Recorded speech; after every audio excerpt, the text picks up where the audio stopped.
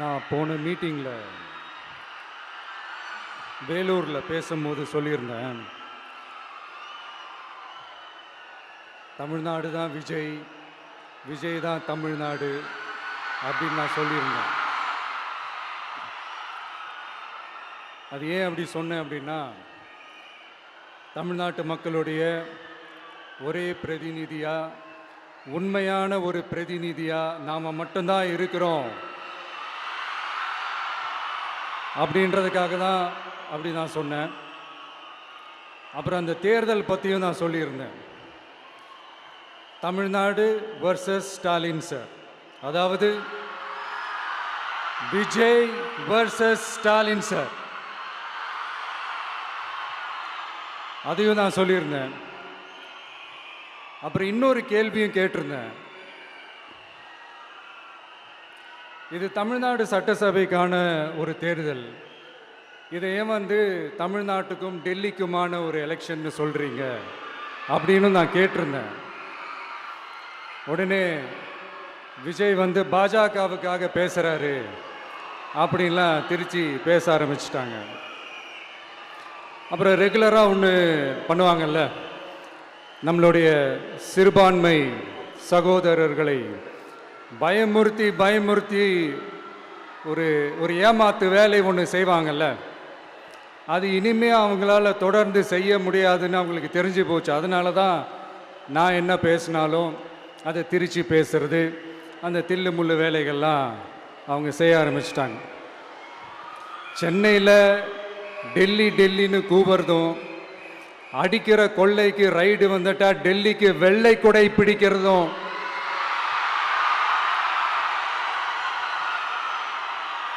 இதெல்லாம் யாருன்னு உங்களுக்கே நல்லா தெரியும். தமிழ்நாட்டை காப்பாற்றுறது திமுக தான், தமிழ்நாட்டை பிழைக்க வைக்கிறது திமுக தான், இதெல்லாமே பண்ணுறது திமுக தான், ஸ்டாலின் சார் தான். இதெல்லாம் ஒர்க் அவுட்டே ஆகாது பாஸ்.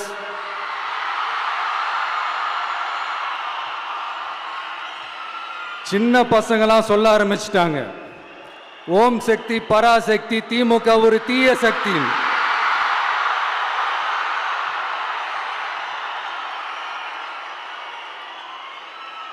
அதனால இந்த தமிழ்நாடு இன்னொன்று வேற ஒன்று சொல்றாங்க. அது என்னடான்னா, தமிழ்நாட்டு அணி டெல்லி அணியா. கிரிக்கெட்ல கூட தமிழ்நாட்டு அணியை டெல்லி அணியால தொட்டு கூட பார்க்க முடியாது.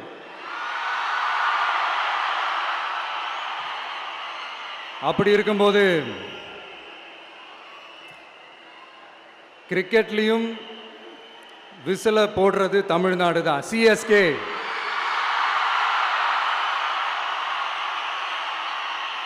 வரப்போற எலெக்ஷன்லையும் விசில போட போறது நம்ம டிவிக்கே தான். தமிழ்நாடு தான் டிவிக்கே, டிவிக்கே தான் தமிழ்நாடு. இந்த அணி அந்த அணி டெல்லி அணி இதெல்லாம் அனைத்தும் உடைஞ்சி நொறுங்கும், டிவிக்கே அடிச்சு நொறுக்கும்.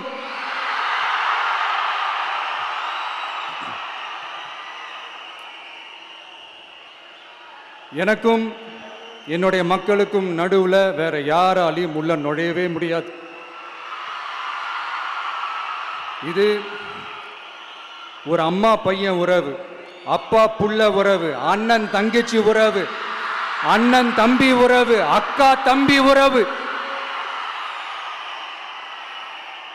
இது சும்மா ஒரு எலெக்ஷனுக்கு வந்த உறவு அப்படின்னு நினைச்சிடாதீங்க. இது இயற்கையாகவே அமைஞ்ச உறவு. இது எவ்வளோ டீப்பான உறவுன்றது நான் உணர்ந்திருக்கிறேன். அதே மாதிரி நம்ம தமிழ்நாடு மக்களும் இதை உணர்ந்து இருக்கிறாங்க. இன்னும் சிம்பிளா சொல்லணும்னா, மற்றவங்களுக்கு வேணா இது எலெக்ஷன், ஆனா எனக்கும் என்ன நேசிக்கிற மக்களுக்கும் it is an emotion.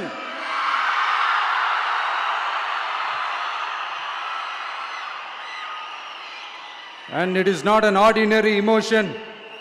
It is a powerful oceanic emotion. இப்படி இருக்கும்போது வீட்டுக்கு வீடு விஜய், தமிழ்நாட்டுக்காக விஜய், வெற்றி பேரணியில் தமிழ்நாடு, இதெல்லாமே 100% இந்த எலெக்ஷன்ல அது ப்ரூவ் ஆகும்.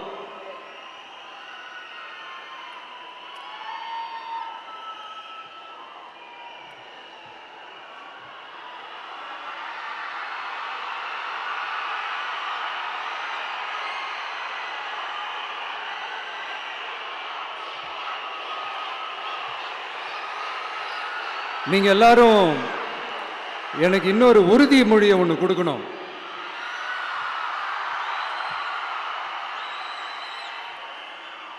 ஊழலற்ற உண்மையான சமூக நீதியை நிலைநாட்ட நம்ம ஆட்சியை அமைப்பீங்க தானே?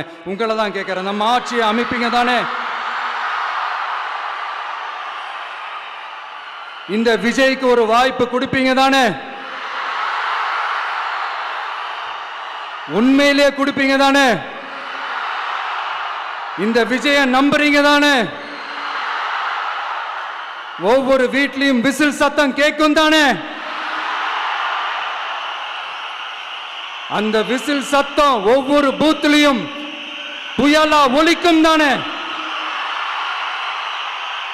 Thank you, thank you, thank you.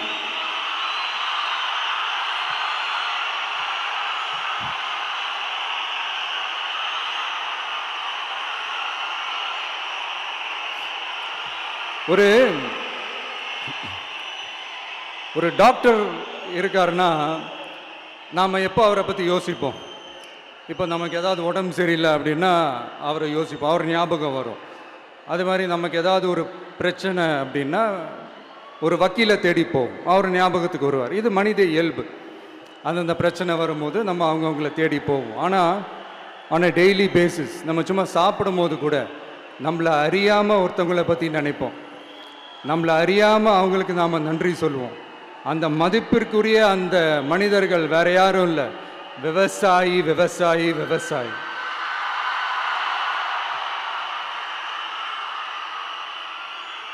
அவங்க பார்க்கறதுக்கு வேணா சாதாரணமாக இருப்பாங்க, ஆனால் அவங்க சாதாரணமான மனிதர்கள்லாம் கிடையாது. இந்த உலகத்தையும் மனிதர்களையும் படைச்சது கடவுள்னு சொல்லுவாங்க, ஆனால் அந்த கடவுளுக்கே படையல் போடுற உயர்ந்த மனிதர்கள் தான் நம்ம விவசாயிகள். இந்த பூமியில உயிர் இருக்குது, இந்த பூமியில பூ பூக்கும், காய் காய்க்கும், பூத்து குலுங்கும்னு இந்த பூமியை அழகா காட்டி இந்த பூமியை சாமி ஆக்கிறதுல இயற்கையோட சேர்ந்து நம்ம விவசாயிகளுக்கும் ஒரு முக்கிய பங்கு ஒன்று இருக்குது. அதனால நான் ஏதோ ஓவரா ஏதோ சொல்றேன்னு நினைக்காதீங்க. எனக்கு இந்த அடுத்த ஜென்மம் மறுபிறவியை பற்றியெல்லாம் எனக்கு தெரியாது. அது உண்மை அப்படின்னா அடுத்த ஜென்மத்தில் நான் ஒரு விவசாயி குடும்பத்தில் பிறக்கணும்னு ஆசைப்படுறேன்.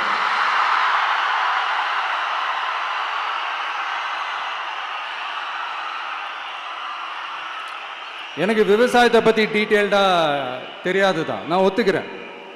அதனால் மற்றவங்க மாதிரி நானும் டெல்டாக்காரன் தான் அப்படின்னு உங்கள் காதில் டால்டா ஊத்தலாம் நான் வரல. எனக்கு விவசாயத்தை பற்றி டீட்டெயில்டாக தெரியலனா கூட அவங்க படுற கஷ்டங்களை பற்றி எனக்கு நல்லாவே தெரியும். நம்மளுடைய முதல் அரசியல் பயணம் தொடங்கினதே அந்த பரந்தூர் விஷயத்தை கையில் எடுத்து தான். அதனால் நம்மளுடைய இந்த ஆட்சி அமைஞ்சதும் தீர்க்க வேண்டிய முக்கியமான பிரச்சனைகளில் நம்மளுடைய விவசாய பிரச்சனைகளும் ஒன்று. முதல்வர் அவர்களுக்கு இந்த மாதிரி நீங்கள் அது செஞ்சிட்டேன் இது செஞ்சிட்டேன் அப்படின்னு நிறையா பெருமையாக சொல்லிக்கிறீங்களே, ஒரு அடிப்படை ஒரு பிரச்சனையை பற்றி ஒன்று பேசுவோமா? கொஞ்ச நாளைக்கு முன்னாடி ஐநா சபை ஒரு ரிப்போர்ட் ஒன்று வெளியிட்டிருந்தாங்க. அது கூட தினத்தந்தி நியூஸில் கூட வந்துச்சு. உடனே கூகுள் பண்ணி எதுவும் தேடாதீங்க, உங்கள் ஏஜென்சி வச்சு எதுவும் சர்வே கிருவே எடுக்காதீங்க. எதுக்கு உங்களுக்கு சிரமம்? நானே என்னன்னு சொல்கிறேன். தண்ணீர் திவால் அப்படின்ற அந்த தலைப்பில் தண்ணியே இல்லாமல் திவால் ஆக போகுது அப்படின்ற அந்த கட்டுரை படிக்கும் போது உண்மையிலேயே மனசுக்கு ரொம்ப பகீர்னு இருந்தது. இந்தியாவிலேயே அது முக்கியமாக நம்ம தமிழ்நாட்டில் இன்னும் கொஞ்ச காலத்திலேயே தண்ணியே இல்லாமல் திவாலாக போகுதான். அதுக்கு காரணம் நிலத்தடி நீரை பாதுகாக்காமல் விட்டது தான் காரணமாக. மண்ணையும் மணலையும் கொள்ளையடிச்சா பின்ன வேற என்ன நடக்கும்? மலைகளை முழுகினா பின்ன வேற என்ன நடக்கும்? கனிம வளங்களை கொள்ளையடிச்சா பின்ன வேற என்ன நடக்கும்? இந்த மணல் கொள்ளையில் ஈடுபட்டவங்களை மேலே நீங்கள் சரியாக நடவடிக்கை எடுக்கலைன்னு அது போதுமானதாக இல்லை அப்படின்ட்டு சென்னை உயர்நீதிமன்றம் சொன்னிச்சே, மறந்துட்டீங்களா? இந்த மணல் கொள்ளை, கனிம வள கொள்ளை, இதுக்கெல்லாம் காரணம் மணல் மாஃபியா குரூப் தான் மதுரை உயர்நீதிமன்றம் அந்த கிளை சொன்னுச்சு. அதை மறந்துட்டீங்களா? இந்த மணல் மாஃபியா குரூப்புக்கு ஆதரவு அளிக்கிறது யாரு? உங்க திமுக கவர்மெண்ட் தானே.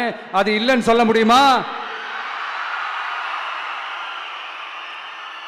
அவங்களோட டீலிங்ல இருக்கிறது யாரு? நீங்க தானே. அது இல்லைன்னு சொல்ல முடியுமா?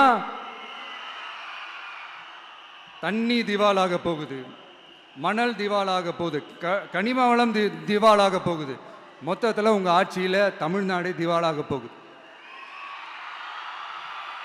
கடன் மேல கடன் வாங்கிட்டு உங்க கவர்மெண்ட்டே குப்பராட்சி படுத்துக்குச்சு. உங்ககிட்ட பேசுறதும் ஒண்ணுதான். சரி, அதை விடுங்க.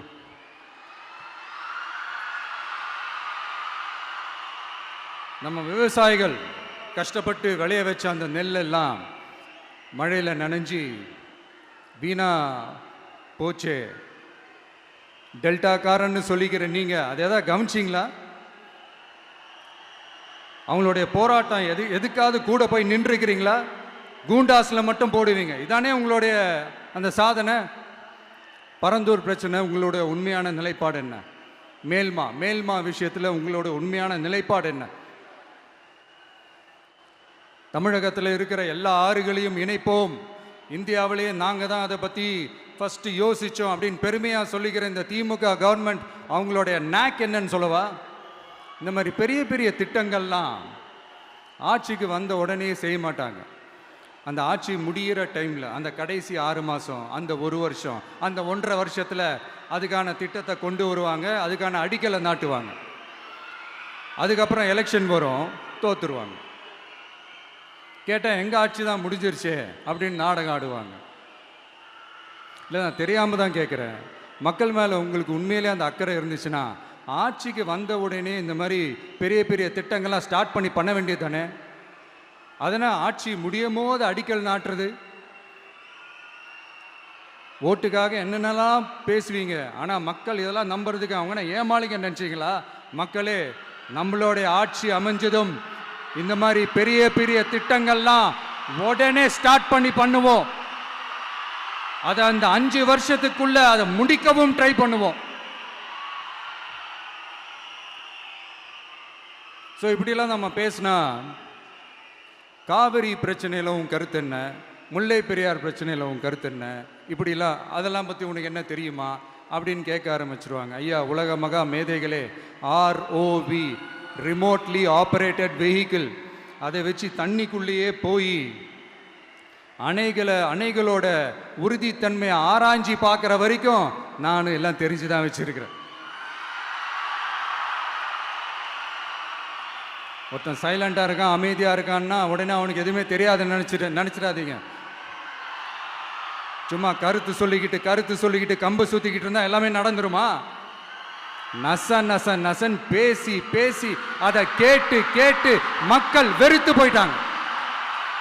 உருப்படியா ஏதாவது யோசிங்கயான்னு மக்கள் நினைக்கிறத யாருக்கு தெரியுதோ தெரியலையோ, எனக்கு அது நல்லாவே தெரியுது. உரிய இடத்துக்கு போய் சம்பந்தப்பட்டவங்களோட பேசி அதுக்கான சொல்யூஷன் என்னன்னு தெரிஞ்சுக்கிட்டு அதை ப்ராப்பராக எக்ஸிக்யூட் பண்ணணும். அடுத்து, நம்மளுடைய கடல் விவசாயிகளான நம்மளுடைய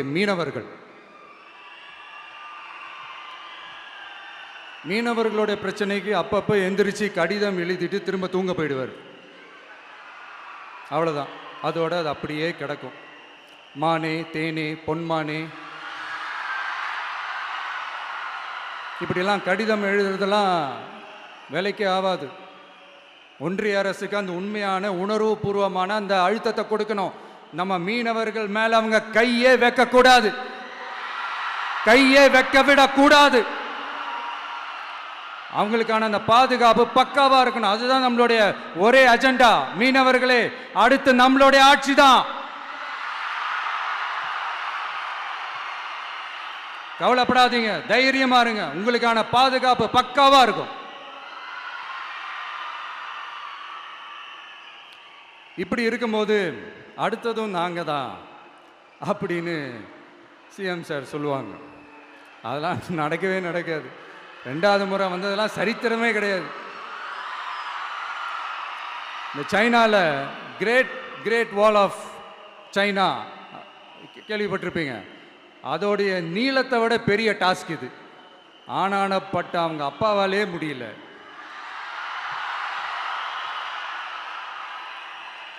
நான் முன்னாடியே சொன்ன மாதிரி உரிய இடத்துக்கு போய் சம்மந்தப்பட்டவங்களோட பேசி அதுக்கான சொல்யூஷன் என்னன்னு தெரிஞ்சுக்கிட்டா அதை எக்ஸிக்யூட் பண்ணுறது தான் ஒரு தெளிவான அரசியல். சும்மா ஆறுதல் சொல்கிறதெல்லாம் தெளிவான அரசியல்லாம் கிடையாது. அதெல்லாம் ஒரு ஹம்பக் அரசியல். அரசியலுக்கு வந்துட்டா கலெக்ஷன் பார்க்கலாம் அப்படின்றதெல்லாம் அரசியல் கிடையாது. உண்மையிலே மக்களுக்கான அந்த உழைப்பு இருக்கணும். அதனால தான் நாம் அரசியலுக்கு வந்திருக்கிறோம். இது எதிரிங்களுக்கு நல்லாவே தெரியும்.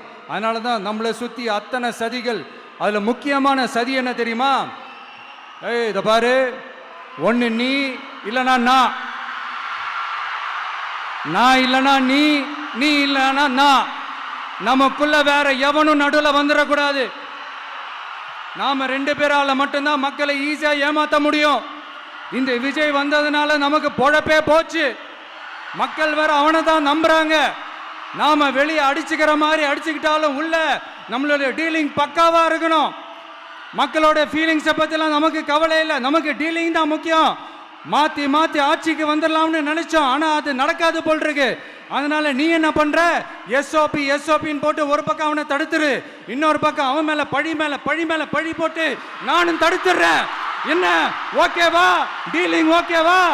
ஓவர்.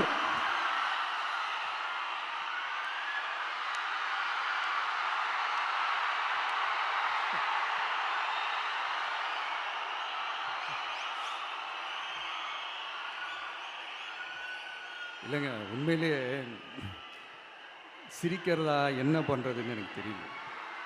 உண்மையிலே இப்படி தான் இருக்கு அவங்க டீலிங்லாம்.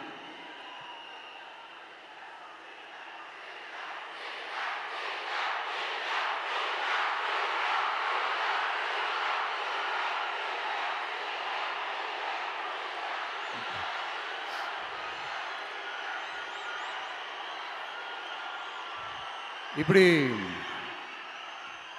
பழி மேலே பழி போட்டு கரூரில் ஆரம்பித்து நம்ம ஜனநாயகன் படம் ரிலீஸ் வரைக்கும். ஆனால் அந்த ரிலீஸ் பிரச்சனையில் நிறைய பேர் குரல் கொடுத்தாங்க. முக்கியமாக நம்மளுடைய முதல்வர் அவர்கள் கூட பூசி மொழிகி பட்டும் படாமல் குரல் கொடுத்தாங்க. But what ever it is, குரல் கொடுத்த அவங்களுக்கும் மற்றவங்க எல்லாருக்கும் இந்த நேரத்தில் என்னுடைய நன்றியை தெரிவிச்சுக்கிறேன். இப்படி நம்ம வெளிப்படையாக பேசுறதுனால சிஎம் சாரோட மனநிலை இப்போ எப்படி இருக்கும் தெரியுமா? ஏற்கனவே கட்சிக்காரங்க தொல்லை தாங்க முடியல, தூங்க விட மாட்டேறாங்க. இந்த விஜயும் வந்து தூங்க விட மாட்டான். நம்ம பாட்டுக்கு ஹைவேல சைக்கிளில் சோலாவா போலான்னு நினைச்சோம். இவன் நாடானா மக்கள் சக்தியோட வந்துட்டு இருக்கான். இவன் தான் கேள்வி கேட்கறான்னு பார்த்தா மக்களையும் கேள்வி கேட்க வைக்கிறான். 1000 ரூபாய் கொடுத்துட்டு இருந்தோம், 5000 ரூபாய் கொடுத்து ஏமாத்தலான்னு பார்த்தா அதையும் கேள்வி கேட்க வைக்கிறான். விசில் சத்தம் வேற விண்ண முட்டுது. கூட்டணி கட்சிகள் தொல்லை வேற தாங்க முடியல. இவன் பண்ற பிரச்சாரத்தையாத்த முடக்கலான்னு பார்த்தா அப்பவும் மக்கள் அவன் பின்னாடி தான் நிக்கிறாங்க. என்ன பண்றது ஏது பண்றதுன்னு தெரியாத ஒரு மனநிலையில இருப்பாரு. ஆனா சார், நீங்க இந்த விஜயம் முடக்கலாம். ஆனா ஒவ்வொரு வீட்டில் இருக்கிற ஒவ்வொரு விஜயையும் உங்களால முடக்கவே முடியாது.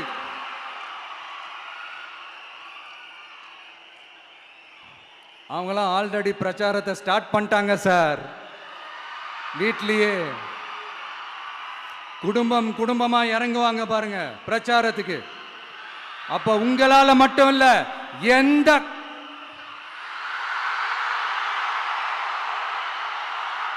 யாராலையும் தடுக்க முடியாது.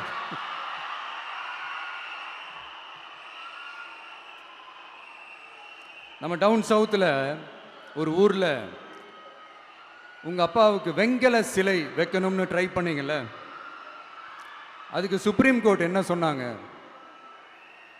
மக்களோட பணத்தில் யாருக்கு புகழ் பாட பார்க்குறீங்க அப்படின்னு கேட்டாங்கல்ல. அதுக்கு என்ன அர்த்தம் தெரியுமா? ஊராம் வீட்டு நெய்யில் உங்க வீட்டுக்கு ஸ்வீட் செய்யாதீங்க. எப்படி ஊராம் வீட்டு நெய்யில உங்க வீட்டுக்கு ஸ்வீட் செய்யாதீங்கன்னு அர்த்தம். மக்களோட ஒரு அடிப்படை வாழ்வாதாரத்துக்கு ஏதாவது பிரச்சனைக்குன்னு கேட்டா நிதி சுமைன்னு சொல்றீங்க. செலை வைக்கிறதுக்கு மட்டும் எங்கிருந்து சார் காசு வருது?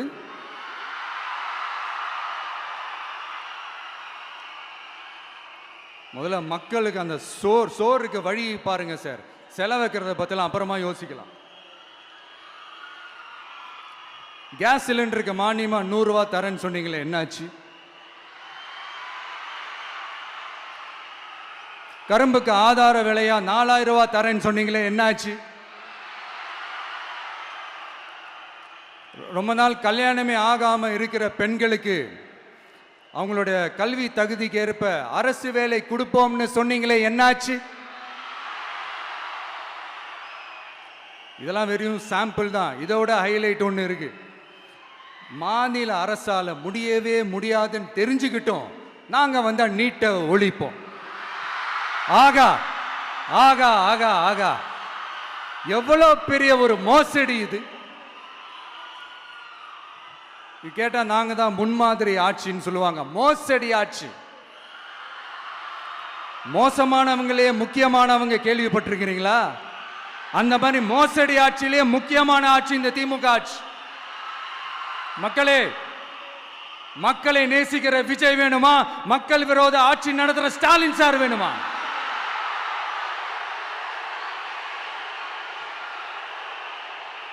இந்த விஜய் நம்புறீங்களா, ஸ்டாலின் சார் நம்புறீங்களா?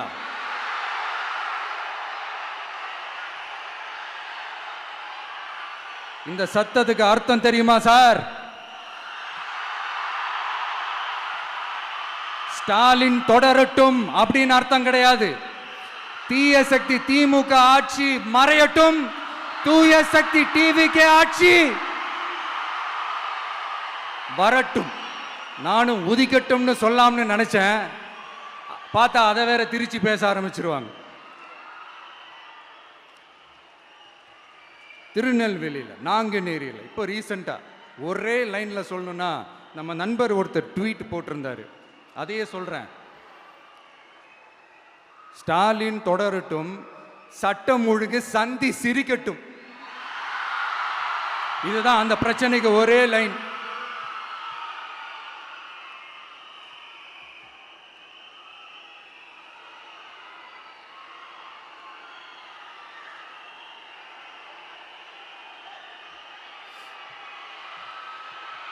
மக்களே, காஞ்சிபுரத்தில், வேலூர்ல எல்லாம் நம்மளோட விஷனை பற்றி சொன்னோம் இல்லையா? அதே மாதிரி இங்கேயும் சில விஷன்ஸை சொல்லணும். இது மற்றவங்க மாதிரி தேர்தல் வாக்குறுதின்னு சொல்லி ஏமாத்துறது கிடையாது. நம்மளை நம்புகிற மக்களுக்கு நம்பிக்கை தர்றது. நம்ம ஆட்சிக்கு வந்ததும் இதெல்லாம் செய்ய நடவடிக்கை எடுப்போம்னு சொல்றது. டெல்டா விவசாயிகள் சமீபத்தில் கூட உரத்தட்டுப்பாட்டை சந்திச்சிங்கல்ல. சில பேர் உரத்தை பதுக்கி வச்சு அதிக விலைக்கு விற்றதா நியூஸ்லாம் கூட வந்துச்சு. நம்ம டிவிக்கு ஆட்சி வந்ததும் உரத்தட்டுப்பாடு இல்லாமல் பார்த்துக்குவோம். 5 ஏக்கர் வரை நிலமுள்ள விவசாயிகள் வேளாண் கூட்டுறவு வங்கிகளில் வாங்கிய பயிர் கடன் முழுமையாக ரத்து செய்வதற்கும், 5 ஏக்கருக்கு மேல் உள்ள விவசாயிகள் வேளாண் கூட்டுறவு வங்கிகளில் வாங்கிய பயிர்க்கடன் 50% வரை ரத்து செய்வதற்கான சாத்திய கூறுகளை ஆராய்ந்து உறுதியாக நடவடிக்கை எடுப்போம். திமுக மாதிரி எல்லாருக்கும்னு சொல்லிட்டு அதுல தகுதி ஃபிக்ஸ் பண்ணி பாகுபாடு காட்டி ஏமாற்ற மாட்டோம்.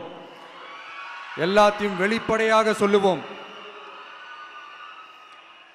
2 ஏக்கர் வரை நிலமுள்ள விவசாயிகள் மற்றும் நிலமற்றவர்கள் குடும்பத்தில் யாரும் மாநில மற்றும் ஒன்றிய அரசு ஊழியராக இல்லாமல் இருக்கும் பட்சத்தில் அவர்களின் குழந்தைகளின் பொறியியல் மற்றும் மருத்துவம் உள்ளிட்ட தொழிற்கல்வி முதல் அனைத்து வகை படிப்புகளுக்குமான முழு செலவையும் அரசே ஏற்கும்.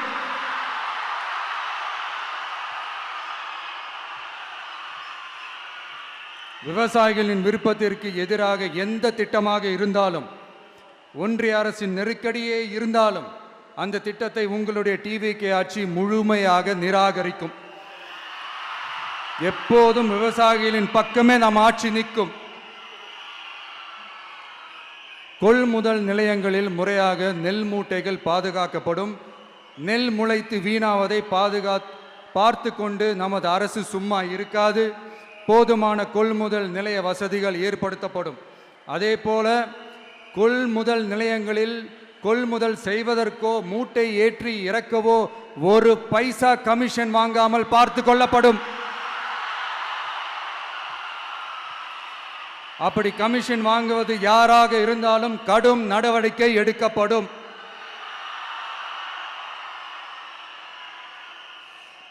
ஐநூறு ரேஷன் கார்டுகளுக்கு ஒரு ரேஷன் கடை என்ற வரையறை நிர்ணயிக்கப்படும். கிராமங்களிலும் எடையாளர் நியமிக்கப்படுவார். பெண் விற்பனையாளருக்கு பெண் எடையாளர், ஆண் விற்பனையாளருக்கு ஆண் எடையாளர் என்பது பின்பற்றப்படும்.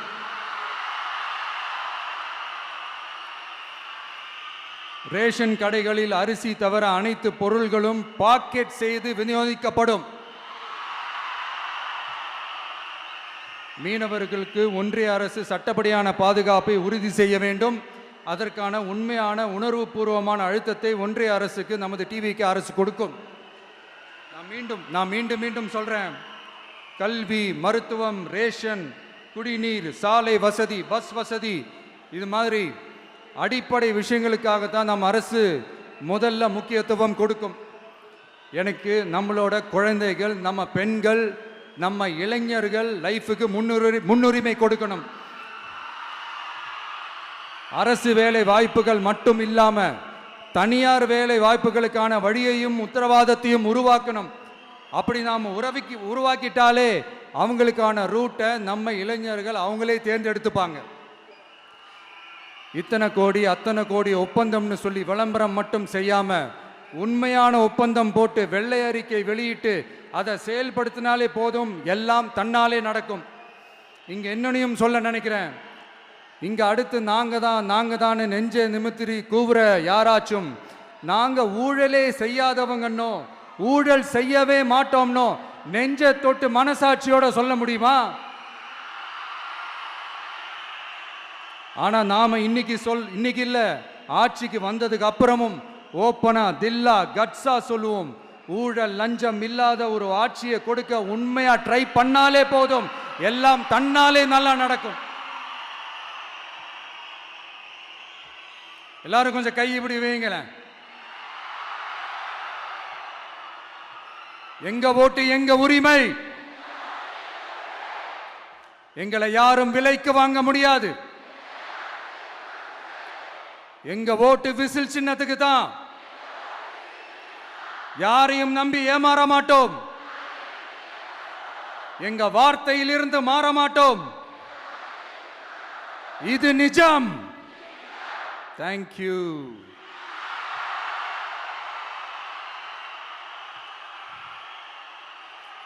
என் நெஞ்சில் குடியிருக்கும் தஞ்சை மக்களே,